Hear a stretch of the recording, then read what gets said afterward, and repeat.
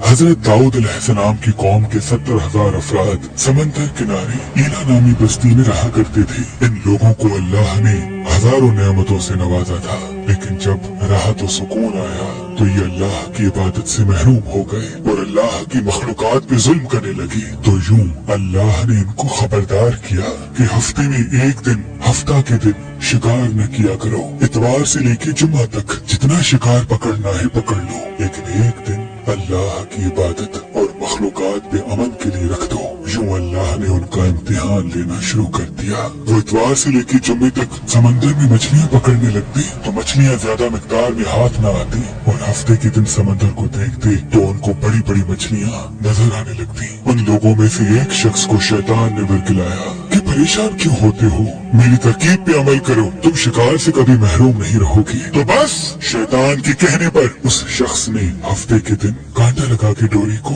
समंदर में डाल दिया ताकि मछली फंसे। और शैतान ने कहा, इस मछली को तुम इतवार के दिन निकालना और यूं हफ्ते की हुर्मत भी बाकी रहेगी और तुम्हारा शिकार भी हो जाएगा।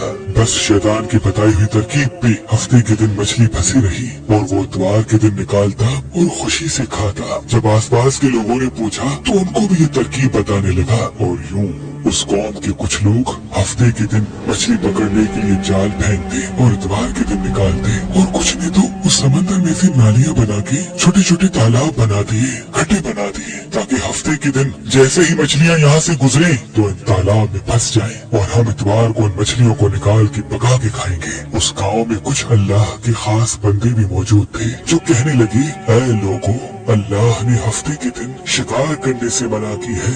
ये जो तुम जाल फेंकते हो या छोटे छोटे तालाब बनाते हो, इनमें हफ्ते के दिन अगर मछली फंसती है तो ये शिकार हफ्ते के दिन का होगा। अल्लाह के अजाब से डरो, अल्लाह की नाफरमानी ना करो। वो लोग उन लोगों का मजाक उड़ाने लगे कि हमारी जो मर्जी होगी हम वो करेंगे। अब उन बस्ती में 3 ग्रोह बन गए। एक इन 70,000 में वो लोग थे जो नाफरमान लोगों की बार बार इस्लाह करते, दूसरे वो जो लोगों से नफरत करते और खामोशी इख्तियार किए हुए थे, और तीसरे वो जो गुमराह होकर अल्लाह की नाफरमानी कर रहे थे।